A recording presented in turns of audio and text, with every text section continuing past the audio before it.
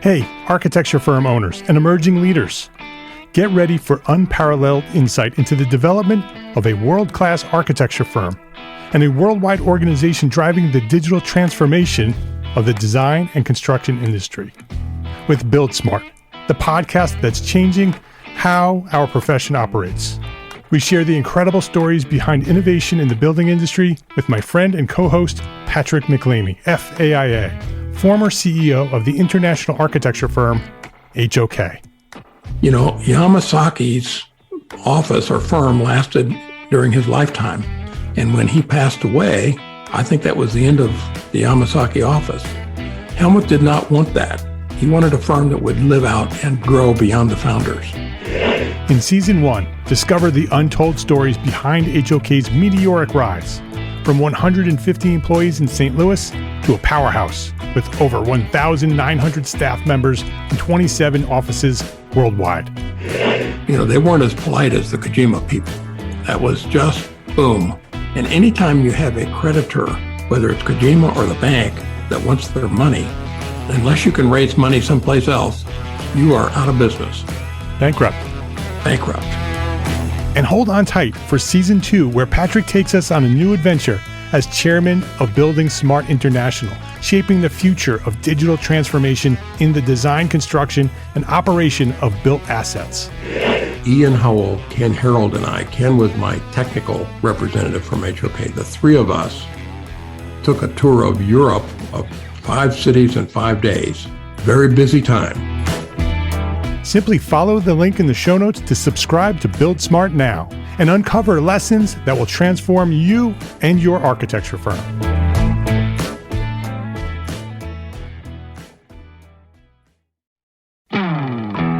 Hey, architecture firm owners and emerging leaders. Get ready for unparalleled insight into the development of a world-class architecture firm and a worldwide organization driving the digital transformation of the design and construction industry. With Build Smart, the podcast that's changing how our profession operates. We share the incredible stories behind innovation in the building industry with my friend and co-host, Patrick McLeamy, FAIA, former CEO of the international architecture firm, HOK. You know, Yamasaki's office or firm lasted during his lifetime. And when he passed away, I think that was the end of the Yamasaki office. Helmut did not want that. He wanted a firm that would live out and grow beyond the founders.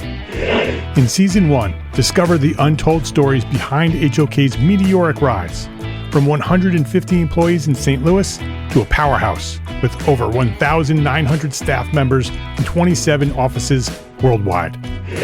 You know, they weren't as polite as the Kojima people. That was just boom. And anytime you have a creditor, whether it's Kojima or the bank, that wants their money, unless you can raise money someplace else, you are out of business. Bankrupt. And hold on tight for Season 2, where Patrick takes us on a new adventure as chairman of Building Smart International, shaping the future of digital transformation in the design, construction, and operation of built assets. Ian Howell, Ken Harold, and I, Ken was my technical representative from HOK. The three of us took a tour of Europe of 5 cities in 5 days. Very busy time. Simply follow the link in the show notes to subscribe to Build Smart now and uncover lessons that will transform you and your architecture firm.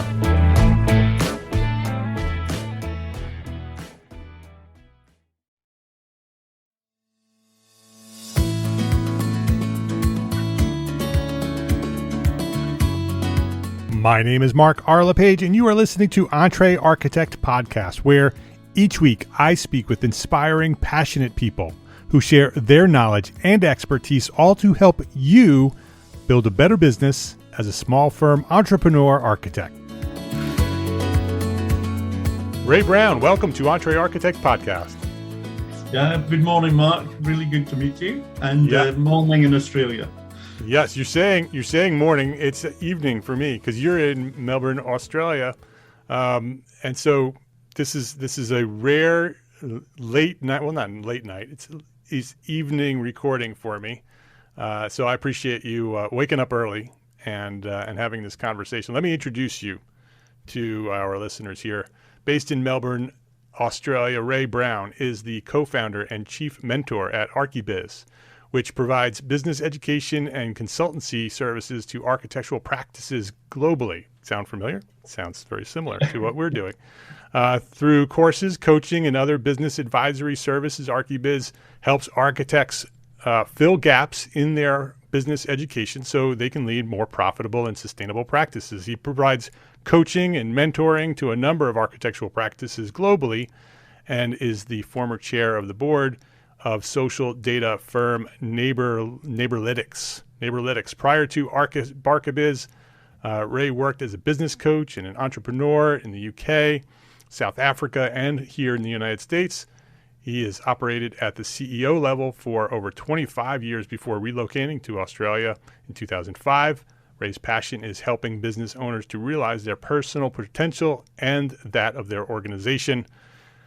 Ray, you and I have been talking offline, away from the podcast, for a couple of years now. We've sort of been comparing notes and just chatting and becoming friends. And the last time we spoke, I said, we need to do a podcast because you and I are very much aligned. Our goals for the profession are very much aligned. We're doing similar things in very different ways. And so I wanted to bring you on here and just introduce you to the EntreArchitect community and share what you're doing, because I think that you can help a lot of the architects who are listening today. So thanks for coming by. It's an absolute pleasure. And I've followed you as well, Mark. And we spoke just before we came on there about abundance and how there's so much work to be done with architects in this space that there's no need to compete. We should be collaborating and make sure we deliver the right message to the profession. Absolutely. I think we need to encourage architects to not only work to succeed and benefit themselves, but to help other architects succeed as well. And so the more of us who are out there teaching architects how to be successful, the better. So that's certainly for sure. I'd love to learn more about you and your origin. Where did this all start for you? When did you discover the passion for what you do? Because you're very passionate about what you do. Yeah. And how did you get to where you are now? Well, the story, I had a long business career in Scotland. I had an interest in developing people and coaching. And there was a point where I did get quite sick of business. But a friend of mine he bought a water cooler business, or a coffee business actually. And he had bought a few water coolers, and he said, in 1999, he said, I think there's money in water. And I said, no, I don't think, who's going to actually pay for water? Perfectly good coming out of the tap. So anyway, long story cut short, we built a very big water cooler business. We sold that in 2004. I came to Australia. I bought the yacht. That was going to be the thing, but I really liked business coaching. I was introduced to a business coaching company and been doing that for 16 years. In the last 5 years, I've had an interest specifically in architects, because my real idea was to build this online business, have passive income, lie on a beach and drink pina colada. And of course, how's that working out for you? Not working out. No, the message is the same, but people often need implementation help. So we provide courses. And again, we made the classic mistakes there. I downloaded everything from my brain in one course. That was just too much, too expensive. So we've now got a new course, condensed. We call it Practice Improvement Formula. And that is everything that you need, we think, to build a good architectural practice from a business perspective. But I still do consultancy. And that is growing for our business too, because people want that objectivity and help. So lots of experience in business, an entrepreneur yourself, have built and sold businesses.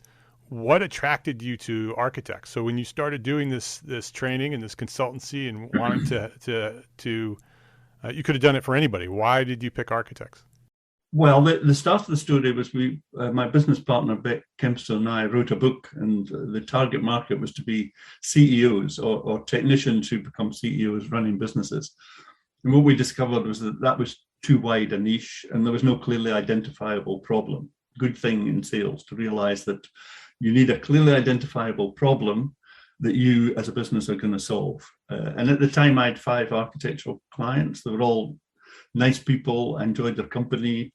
And we effectively narrowed the niche and said, as we tell our clients to do, we specialized. And we said, let's get the story right just for architects. Let's see what they need. And the good thing about architects was that there was an acknowledgement that there was a problem. We go to architectural school, and then we set up in business, and no one's taught us how to run a business. Right. So we met lots of stressed architects who really hadn't been told the rules of the game in terms of business. And business is very simple, but we often use the analogy of snakes and ladders. And if nobody tells you the rules of snakes and ladders, I don't care who you are, it would be very hard to figure out for yourself. So that's our job. Our job is to and try to make business fun too. Business is not a serious thing. If you get it right, you can make money, have fun, deliver value for clients. And those are our values. Yeah. Yeah. So you looked at all of your clients and you picked the best one. So you said, who are the most fun to work with? Who are the ones that are the nice people who sort of are out there trying to make the world better? And you said, okay, we're going to target those people. Oh, those people are all architects. Let's focus on architects. Exactly. And we speak a lot about what we call the technician to leader transformation. And there's a real difference between the mindset of the technician and the business owner or leader. And not that one's bad and one's good, but you need a combination of both if you're going to run a successful business. And we've become clear. We've learned a lot in the last few years, and we're still learning. We're still learning about what works, what doesn't work. But we're seeing real success in our clients, and that shows up as less stress, more profitability, better projects, all of the things that architects tell us they want. Yeah, architects definitely are the technician. When you read the Michael Gerber's book, The E-Myth, and they talk about the technician, it's the people who want to just do the job, right? We just want to design, we just want to create architecture, and the business is secondary. But as we've known, and as I've been talking about for many years, you have to focus on the business first, get that right, and then you can do a lot more of the fun stuff that you love to do. Exactly. There's often good architect. The message that's given to a lot of architects is good architecture will lead to good business, but it's actually good business leads to good architecture. Right. And we've distilled down what we think architects actually want from people like you and people like me. They want more certainty in their life. They want more certainty in their businesses, and the certainty comes in really three forms: certainty of income, certainty of impact, and certainty of workflow. So if you can get the right work and you're making the right impact in the built environment, that's the certainty that people often speak to us about architecture, and it's peaks and troughs and feast and famine and all of it. It doesn't have to be like that. It really doesn't. Right. And so you work with lots of architects, and you have courses, and you have systems put in place in order to work with architects to sort of solve those problems that we're talking about. So what are some of the ways that you do that? And, generally, what are the different services you provide? Effectively two services. So online courses. So we have a Designing Architectural Practice Success, which is mindset and everything. That was everything out of my brain. It's a lot. So what we've done now is we've distilled down a course that we call Practice Improvement Formula. And that revolves around a key concept that we've developed, which is the board meeting. And people get very scared about the word board because they see a room full of, it's oak paneled room, and it's full of people that look like me with dark pinstripe suits and big corporate thinking. And it's really not like that. Businesses have boards for a reason. And that the boards exist for what we call a custodial or stewardship relationship with the business. So a lot of our work involves changing the mindset of the practice owner from it's all about me to this is a separate business across here. You've got to look after this business from all different perspectives. And the board meeting is that monthly focus on the three key areas of business: finance, operations, sales, and marketing. And what we do in our course and in our consultancy effectively is to make those board meetings effective. And we go through the items, we have the discussions, what's been happening in the last month, a message that can be given to the staff the following day, so you consolidate the message. And then beyond that, it's what actions are we going to take? And these can be really small, seemingly insignificant actions. But if you take 5 actions per month as a result of the board meeting, that's 60 a year. Your business will transform, or your practice will transform in a year if you make 60 small changes. And we look at practices that we work with who are now profitable. People say we're enjoying what we do more. What have we actually done? Well, nothing you can put your finger on. It's a way of thinking. It's a business discipline. And the word that comes up over and over again, particularly when we're involved with the board subsequent to the course, is accountability. If we didn't know that we were meeting you on the 3rd Tuesday at 2:00 of the month, we probably wouldn't have that meeting. The work would take priority and it would be rolled into next month, and maybe we wouldn't do it next month either, because when it comes down to it, it's only looking at a few numbers and having a bit of a conversation. So it gets relegated very quickly if we don't focus on that accountable thinking that we're looking after this business, and this business demands that we meet once a month and think strategy. Let's take a quick break to say thank you to our sponsors for their support of this episode. This episode is brought to you by FreshBooks. There's a lot to love about being an entrepreneur architect, right? But trying to figure out your financials on your own is not one of those things. Luckily, there's FreshBooks, the all-in-one accounting solution that's built for business owners like us. FreshBooks takes all the not-so-fun parts of running a business, from building and tracking invoices to managing online payments to organizing expenses, and automates them with features like the new digital bills and receipt scanner, saving you up to 11 hours per week in the process. 11 hours. FreshBooks has your back at tax time too. It's almost tax time. With a ton of reports to choose from, you'll know exactly where your business stands, and you can easily hand the keys over to your accountant so they can take over when it's time to reconcile everything for the year. Try FreshBooks. Try FreshBooks for free for 30 days. No credit card required. It's free. Go to freshbooks.com/architect. freshbooks.com/architect to get started today. That's freshbooks.com/architect. So, what will you do with your 11 more hours each week?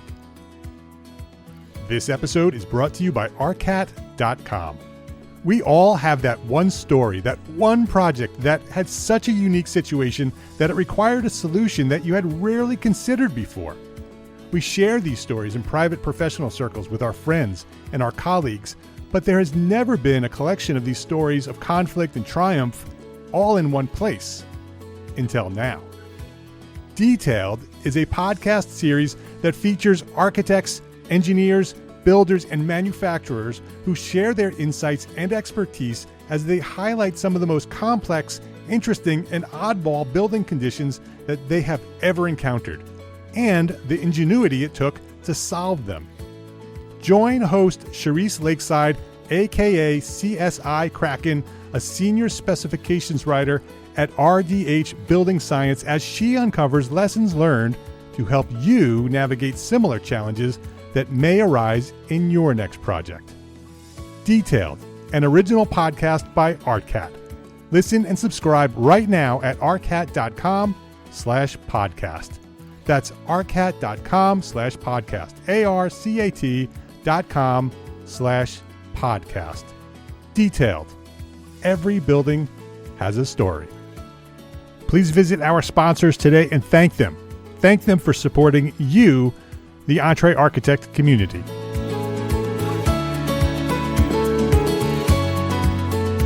What makes up a board? How do you structure a board in order for it to work? So let's talk about the fundamentals of what a board is, and then how do we leverage that board to be more successful as architects? Okay, so a board effectively is it's the link between the employees and the operation of the business and the shareholders. Okay, so if you've got 5,000 shareholders, they can't all have an involvement, so they appoint a board. But then the board has got some very specific responsibilities around things like risk and funding and acquisitions and the strategic pieces of the operation, if you like, approving the budget. But the one thing that the board does to influence a business is appoint a CEO. Okay, so, and when we say that sort of thing, people say, oh, that sounds a bit corporate, but it's the thinking, it's not the titles but there is a leadership role in every business.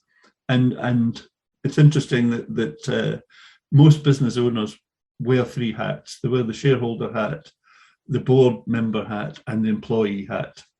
And it's really important that business owners, I had one client who got himself 3 baseball hats and he had them on the shelf, and he would say, I just keep them there so I know which hat am I wearing when I'm having a conversation. And it's really important, I think, that ownership doesn't become a decision-making influence within the business. We should be employees trying to be effective, trying to deliver what the client wants. And even when we get involved in a business, we very clearly say, right, Mr. Jones or Mrs. Brown, we're not coming working for you, we're coming working for the business. For the business is paying us as consultants, but effectively we're employees. So don't expect us to be at your beck and call. We will give you the best advice we can in relation to the business. And that getting that clarity of those 3 hats. Therefore, the board, if you don't have the board, where does that strategic conversation take place? It doesn't take place. It takes place in the corridor or, over a drink one night. Let's speak about whatever. And the focus brings, the board brings focus to strategy, finance, operations, sales and marketing, and what we call projects. So not the building projects, but the business improvement projects, whether that be a new office, new software, new way of working. That time-limited project that maybe involves 2 or 3 people out with the board, but then the reporting on that project comes back to the board and the progress can be monitored, the funding can be provided, and the accountability can be created around that project. So when you say put together a board of these people, let's use an example firm. Let's sort of put together a fictional firm. Let's say it's 5 people. There's one business owner. There's a second in command, a project manager, and then there's 3 draftspeople that work sort of under the project manager. How would that 5-person architecture firm organize to become a board in order to leverage this concept? Okay, so really great question, Mark. And we need to differentiate here between a management team and a board. So the people you were describing there, they could all sit together in a room and they could then be the management team of that business. When it comes to the board, probably only the business owner would sit on that board, unless there were 2 partners or 2 shareholders. They would sit on the board. They would probably involve an external person. But even if they don't, we have husband and wife practices, we have solo entrepreneurs, and the board concept worked for them just the same. As said, we finished the first cohort of the practice improvement formula just earlier this week. And one chap doing the course, he said he's been on his own, and he said, if I'd done this course 30 years ago, he's an older gentleman, he said it would have changed my life. Yeah. He said, because my thinking would have changed. And he said, it just gives me a perspective on the business as a separate entity. So whether you have one person or you've got 3 or 4 partners that want to be part of the board, and I think that is the key. Do they want to be part? You want to be just a technician and you want to continue doing really good architecture and the business stuff doesn't interest you at all, you don't belong on the board. And you've got to trust the people to run the board. Yeah. And the setup we usually use, even for a 1-person practice, is we say, Imagine you had two investors in your practice, and the only time you saw them was at the board meeting once a month. They're not really interested in the detail of what you're doing month to month. They just want to know a couple of things. They want to know, are you meeting the budget? Are you doing what you said you would do? Are you heading in the right direction? Does the business feel well managed and well run? And if you could convince those external people, imaginary though they may be, then you're probably running a good business. If you're caught up in the doing and the everyday stuff and it's a bit of a treadmill, then those people wouldn't be impressed. They would be saying, this seems like a bit of a disorganized, however good the work is, as a business, it feels a little disorganized. Right. So you said there's three things that you need to focus on at these board meetings. It's finance, operations, and sales and marketing. And so those are basically the fundamentals of business, right? So when you have a board meeting that gives you the accountability and the structure, the discipline to focus on those three important fundamentals of business, right?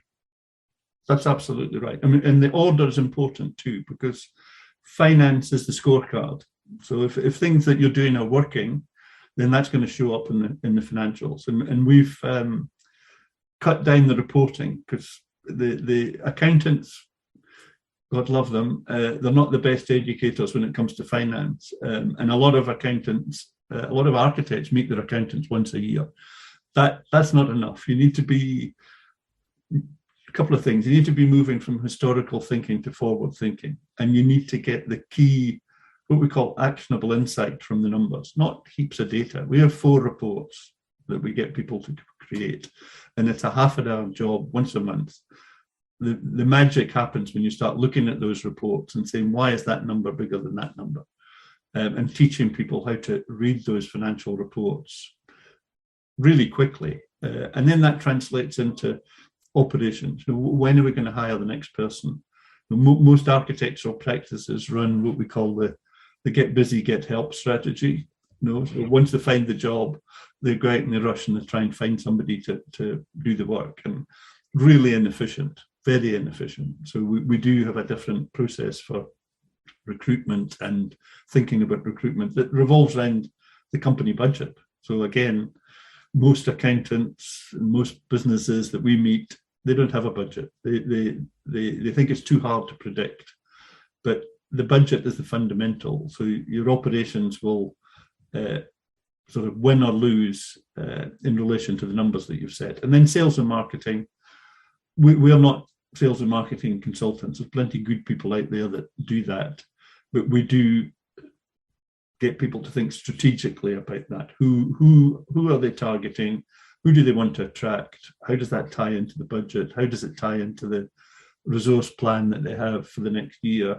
And how does it tie into the financial budget? So these things are all interlinked. And it sounds a bit technical and businessy, but it's actually fun. When we get people we've had people who couldn't spell the word profit, and they suddenly start making profit, and their whole energy changes. So it's great. We're very lucky to be doing what we do.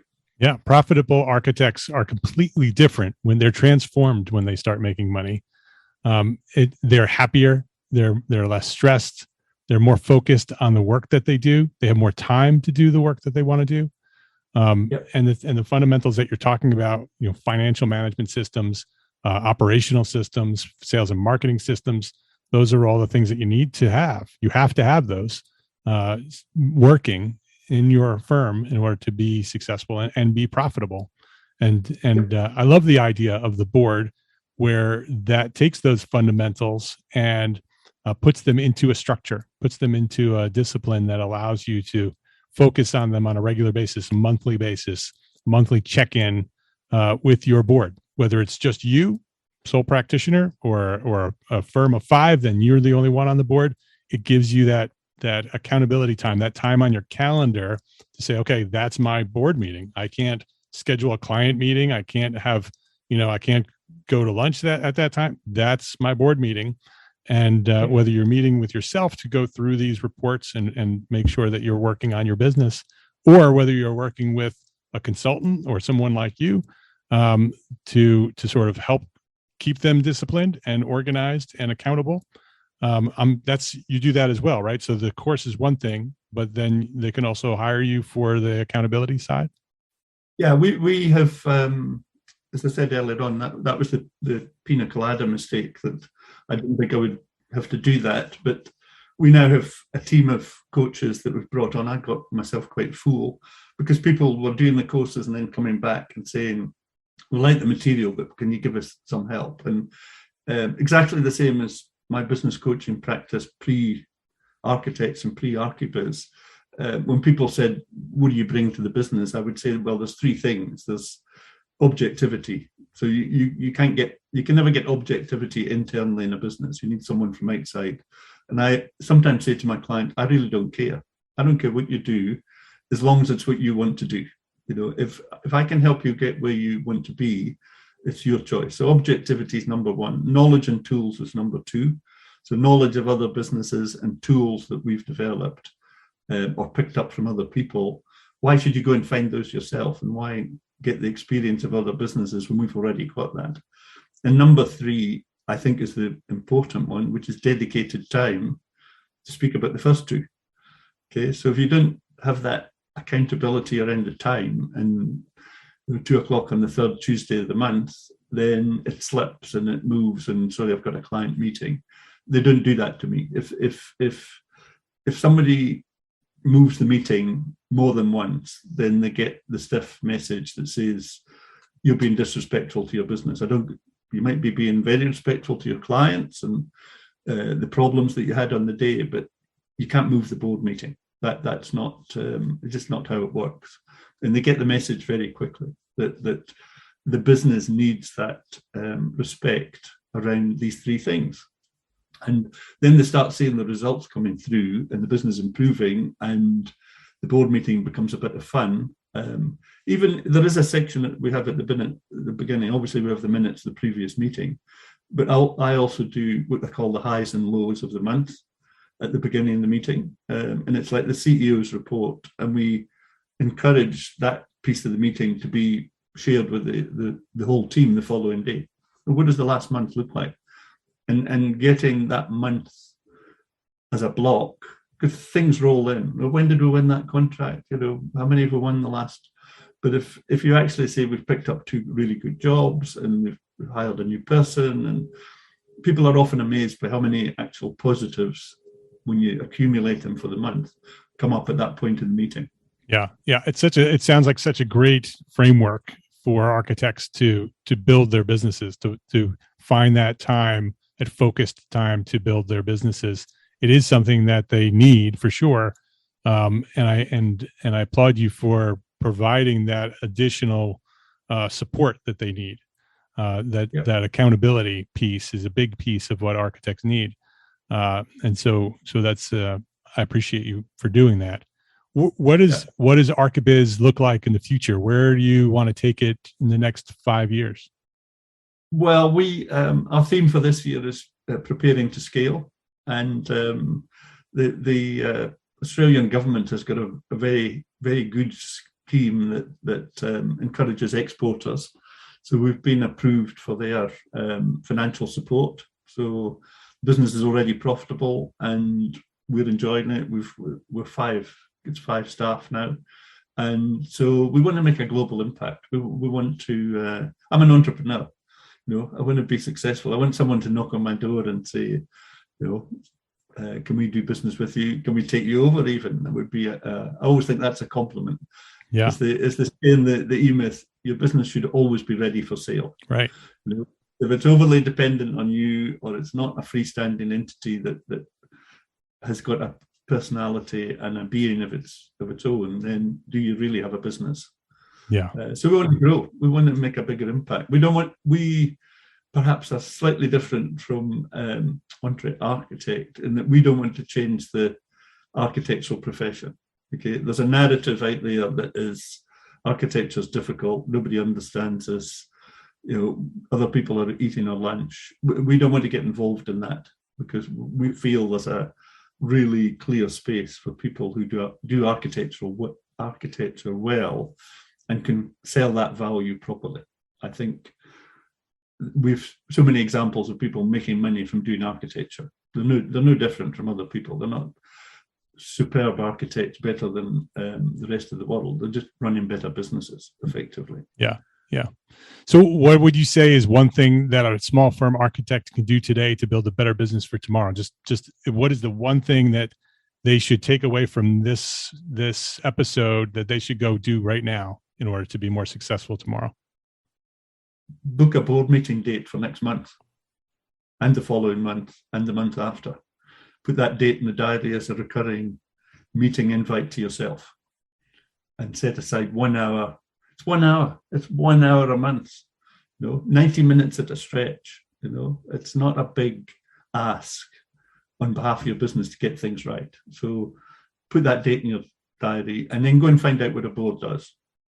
Get the date right in the diary, and then come and speak to me, come and speak to you. We're all telling a very similar story. Business is simple, very simple. Just get the basics right and have that monthly meeting. His name is Ray Brown. You can learn more about Ray and what they're doing at Archibiz at archibiz.com.au. We'll have a link to that on the show notes. Ray, I appreciate you for your friendship, for sharing your knowledge with me over the years, and for coming on the podcast today and sharing your knowledge with the EntreArchitect community. I appreciate you for doing that. It was an absolute pleasure, and I'm hoping that now the lockdowns are all finished, I'll be able to come to the States and buy you a dinner in person. I'm looking forward to that.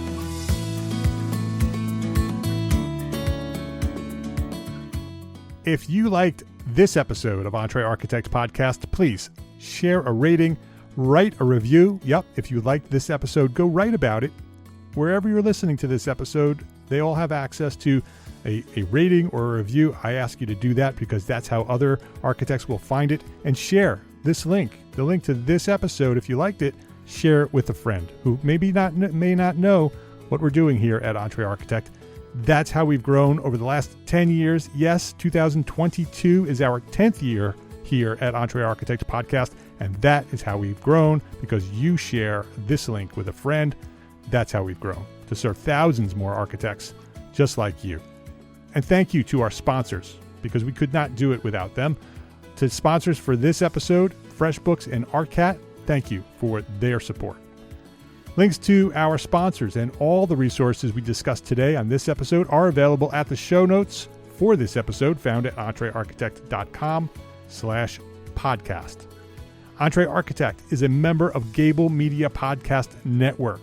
Gable Media is curated thought leadership for an audience dedicated to building a better world. Listen and subscribe to all the shows at gablemedia.com. That's GABL media.com. Go check out gablemedia.com. Right now we have 10 podcasts on gablemedia.com, all architecture, engineering, construction. You will love it. It's built for you. Go check it out at gablemedia.com. And coming to Austin this fall, Austin, Texas, this fall of 2022, the EntreArchitect Community Annual Meeting. Yes, the first ever live and in-person conference for you, small firm architects. Come hang out with us in Austin this autumn. Visit entrearchitect.com/annual meeting right now to learn more and subscribe for updates. That's entrearchitect.com/annual meeting, our conference for small firms. I hope to see you in Austin. Thank you for listening today. Love, learn, and share what you know.